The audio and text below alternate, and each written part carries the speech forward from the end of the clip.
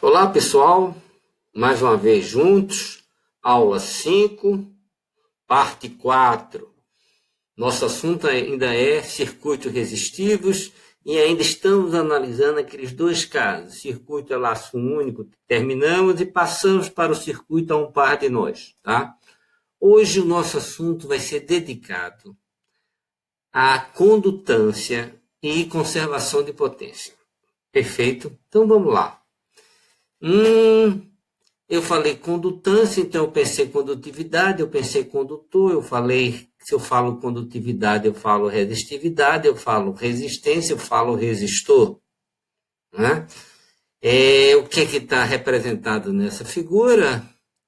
Eu tenho aqui, condutividade, então tem esse senhor olhando para cima, então quanto maior a condutividade,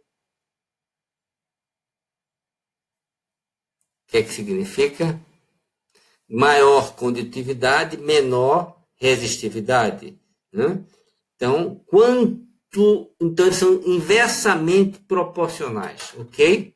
Por isso, quando um cresce, o outro obrigatoriamente decresce. Né? Condutividade e resistividade. A condutividade é o inverso da resistividade. E o que é a condutividade? A condutividade é a facilidade que os elétrons têm de se deslocarem dentro de um certo material. É uma propriedade do material. Então, pode dizer aqui, condutividade é uma propriedade do material que representa a facilidade dos elétrons se deslocarem. Como aqui, condutividade e resistividade. Como a resistividade é o inverso da condutividade, eu posso dizer que a resistividade é a propriedade do material que representa a dificuldade dos elétrons se deslocarem. Muito bem! É uma propriedade do material que representa a dificuldade dos elétrons se deslocarem. Agora, qual a diferença, por exemplo, de resistividade e resistência? A resistência é uma característica do dispositivo, né? E ela é regida pela segunda lei de Ohm. O que diz a segunda lei de Ohm? Você pega um certo tipo de material que tem um certo tipo de resistividade, né? Coloca um certo comprimento e área sobre ele, né? Comprimento e área, né? Isso aqui me dá a resistência do material. É uma característica do dispositivo. Como então a condutância, que está escrito aqui o quê? Condutância é o inverso da resistência. Né? Condutância é o inverso da resistência. Tem uma característica também do material. E o dispositivo em si é o condutor, né? Que eu vou dizer que é o dispositivo, é o componente, né? Eu quero um fio condutor e eu digo qual é a condutividade dele. Né? E tenho, na oposição do condutor, eu tenho um resistor. Né? Que eu botei 2 resistores para... que é o dispositivo, o componente. Ok? Falei tudo isso para consolidar na nossa compreensão sobre condutância, resistência. Condutividade, resistividade. Condutância. A condutância é a facilidade com que a corrente atravessa os condutores. E ela é inversamente proporcional à resistência. Tem 2 materiais aqui, a estrutura atômica desse aqui, né, permite uma maior facilidade do elétron se deslocar.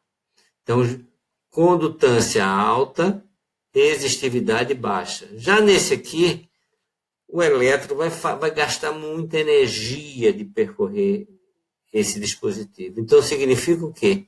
Resistência alta, ou resistividade do material aqui é muito alta, condutância baixa. Né? G é o inverso da resistência. Só para reafirmar o que nós estamos dizendo. Resistência é a dificuldade de um elemento conduzir corrente. Quanto maior a resistência para a mesma tensão, menor a corrente. Já a condutância é a capacidade de um elemento conduzir corrente.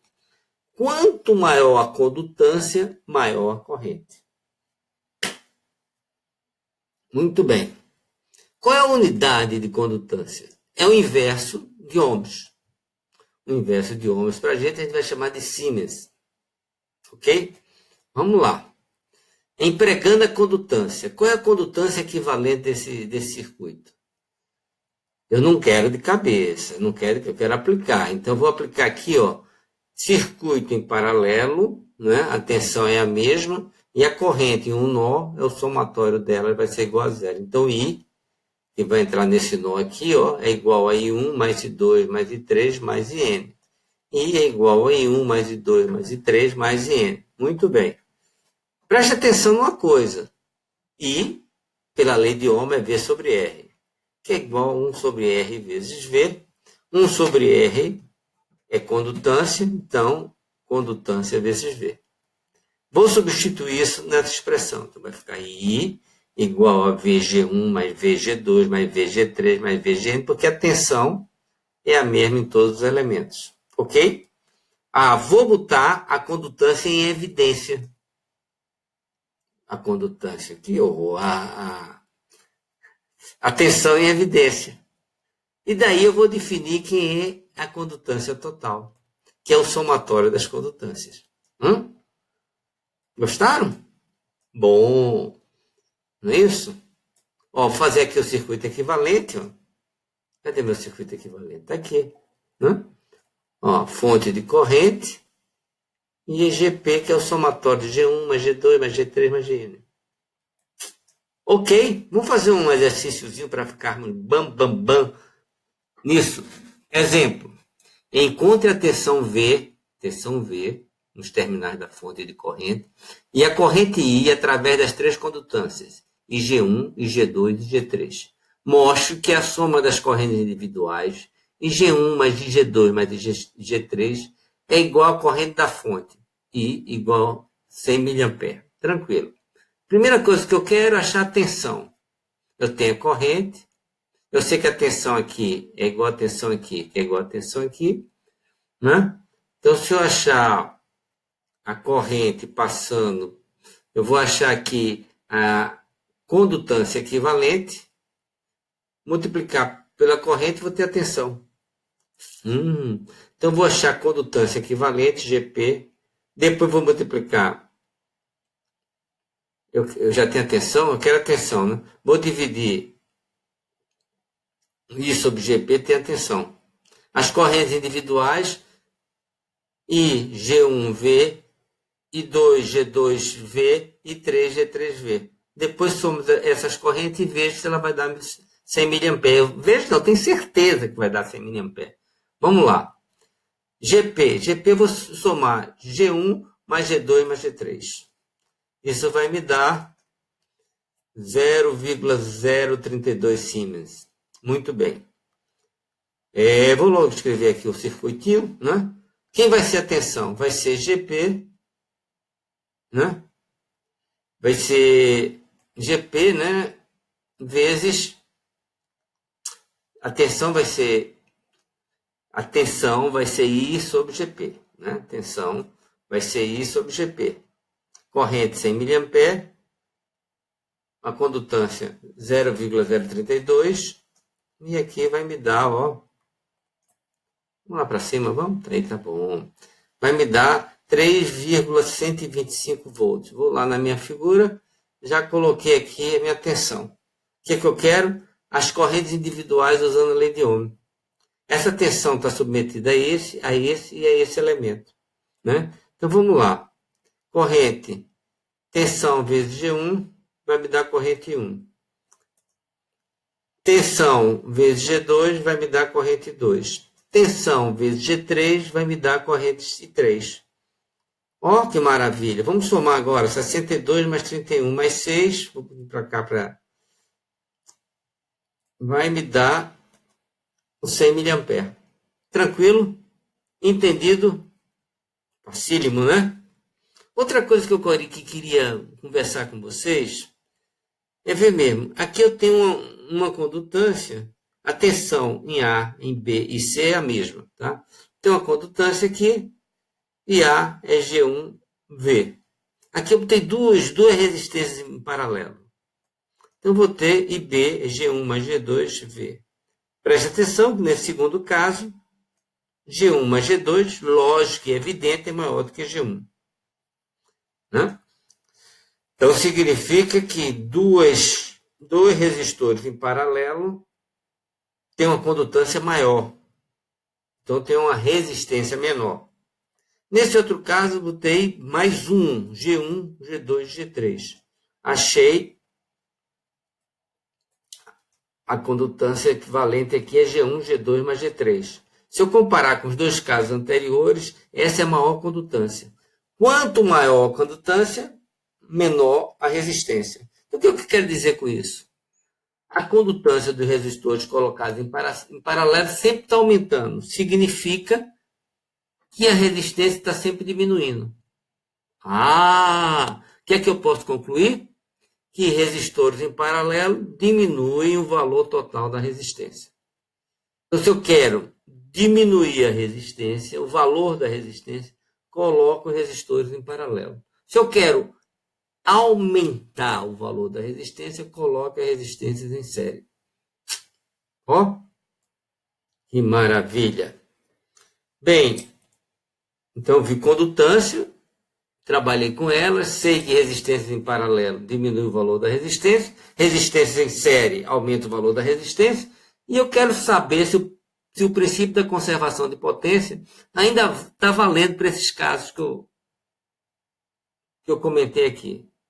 E a resposta é afirmativa. A potência dissipada por resistores individuais é a mesma potência, estou falando aqui do circuito de um par de nó, é a mesma potência dissipada no circuito que eu use a resistência equivalente.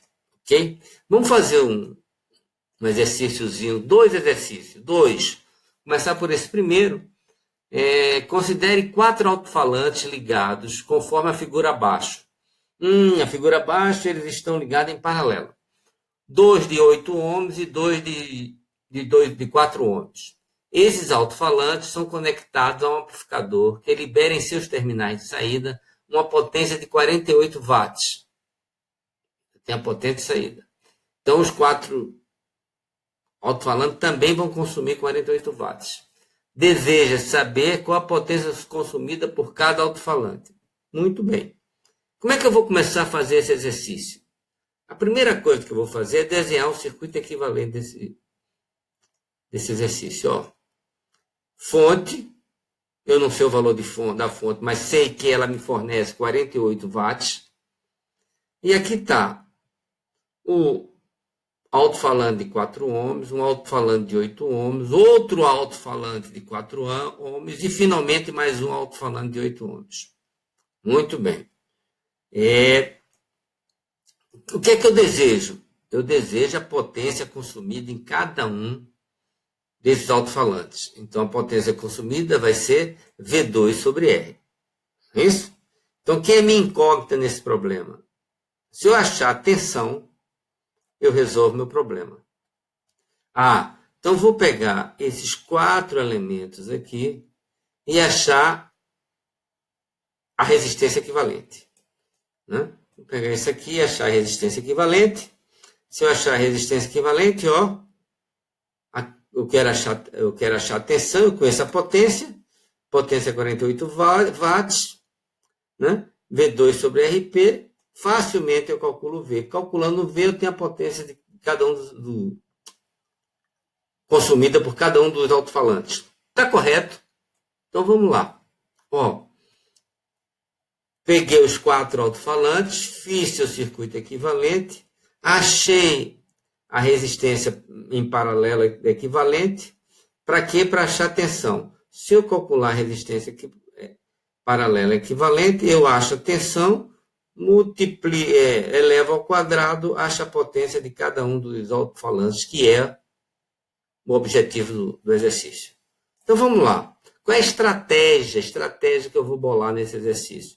Primeira coisa, vou achar a resistência equivalente. Né? RP, 1 sobre RP é o somatório das resistências invertidas. Achando RP, vou achar V. Achando V, acha a potência de cada um dos elementos. Ok? Que maravilha, hein? Então vamos calcular RP. 1 sobre RP vai ser 1 sobre RA, mais 1 sobre RB, mais 1 sobre RC, mais 1 sobre RD. Ou 1 sobre 4, mais 1 sobre 8, mais 1 sobre 4, mais 1 sobre 8.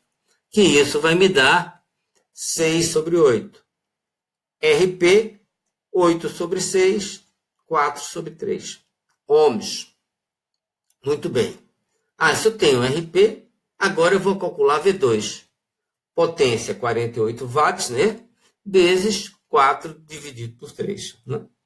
48 watts vezes 4 dividido por 3, eu achei que V2 é igual a 64 volts. Né? Então vamos lá. Cálculo de PN é V2 sobre Rn para cada um. Então vamos colocar aqui para PA é V2 sobre RA, 64 sobre 4. Para PB é 64 sobre 8, para PC é 64 sobre 4 e para PD é 64 sobre 8. Refiz essas contas, deu 16, deu 16, 8, 16 e 8. Somei, achei os 48 watts, que era a potência fornecida ao circuito. Teorema de Telemann, potência fornecida é igual a potência consumida. Ok? Conclusão. Distribuição de potência em circuitos resistivos. Para qualquer circuito resistivo, a potência aplicada por uma fonte será igual à potência dissipada pelos elementos resistivos. Mas esse circuito que eu coloquei aqui é um circuito misto. Ele tem elementos. Tem 1, 2, 3 laços. Então, estou dizendo que sempre é verdade. Né? A relação de potência para circuitos resistivos é válida para circuitos paralelos, em séries ou mistos. Para comprovar o que nós estamos dizendo, vamos fazer mais um exemplo. Considere 9 alto-falantes, todos sendo de 9 ohms, associados conforme a figura abaixo e conectados a uma fonte de tensão de 27 volts. Deseja-se saber qual é a potência fornecida pela fonte e a potência consumida por cada alto-falante. Muito bem. Como é que estão esses alto-falantes? Esses 3 aqui estão em paralelo, que estão em série com mais esses 3 que estão em paralelo, que estão em série com mais esses 3 que estão em paralelo. Circuito misto, sacou? Então vamos lá. Primeira coisa que eu vou fazer é desenhar o circuito equivalente. Fonte de 27 volts, esses 3 aqui de cada um de 9 ohms em paralelo. Que aí vem mais 3 em paralelo, que está em série com o primeiro, mais 3 em paralelo, que está em série com o primeiro e com o segundo. Se eu quero a potência, o que eu desejo? Eu desejo a potência fornecida e a potência consumida. Se eu achar a resistência equivalente, eu vou achar V2 sobre R, eu vou ter a potência fornecida pela fonte. Como todos os 9, são 9? São. Todos os 9 alto-falantes são iguais de 9 ohms, eu vou pegar então essa potência fornecida, baseado no teorema de Telemann, baseado na conservação de potência, eu vou dividir por 9. Então, cada um vai consumir o número da potência fornecida pela fonte. Ok? Muito bem. Estratégia. PF, potência fornecida pela fonte. Como é que eu vou calcular? Primeiro, eu vou calcular a resistência equivalente desse conjunto de RP1, né? Então, eu vou fazer assim, resistência calculando esse conjunto de RP1, que é igual ao do RP2, que é igual ao do RP3. Né? Depois eu vou somar RP1 mais RP2 mais RP3. Vou ter a resistência equivalente. A corrente vai ser o quê? Vai ser 27 volts dividido por RQ. Se eu quiser fazer assim, se eu fazer V2 sobre RQ, certo? E faço potência igual a VI. Então, o que eu fiz?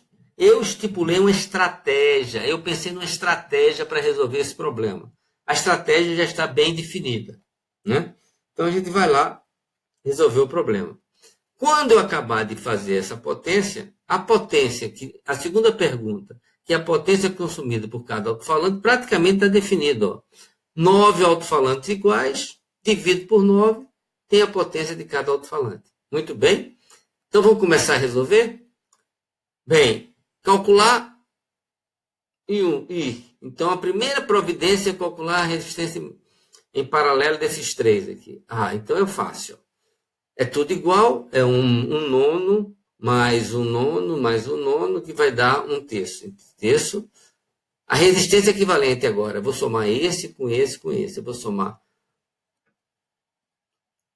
Aí, lógico, vou somar 3 mais 3 mais 3, vai dar 9. Cálculo de I vai ser 27 por 9 e vai me dar 3 amperes. Qual é a minha potência? VI, 3 vezes 27, 81 watts. Quanto vai consumir cada alto-falante? Vai consumir 81 dividido por 9. Então, cada alto-falante consome 9 watts. Ok? Compreendeu? Vê como é bico? Então, a gente chegou quase no fim. Falta mais alguma coisinha, mas já dá para a gente ir pensando no paralelo, naquele dual do sistema. Associação em série, o que eu tenho? Corrente constante, somatório da tensão no laço é 0 e a resistência equivalente é o somatório da resistência. Circuito de um par de nós, que é o dual do circuito de laço único. Associação em série se torna associação em paralelo. VCI, o dual da corrente é a tensão I constante, tensão constante. Tá? Aqui a corrente, a tensão no laço único, a tensão somatório dela é 0. No circuito com um único par de nó, o somatório da corrente que é 0. Aqui a resistência equivalente é o somatório da resistência. No circuito de único par de nó ou no circuito paralelo, a resistência equivalente, do inverso da resistência equivalente, é o somatório do inverso das resistências. Tá claro? Muito bem, chegamos ao fim. O que é que está faltando para a gente encerrar esse assunto aqui? Ainda falta associação de fontes e transformação de resistência da configuração Y para delta e para a configuração delta para Y, e a gente encerra o assunto de circuitos resistivos, tá bom? Por hoje, pessoal, vou me dar por satisfeito. Bom fim de semana. Se for fim de semana, se não for fim de semana, a gente vem iniciando a semana, que a semana seja prazerosa, cheia de circuitos para resolver, ok? Bye, bye, tchau.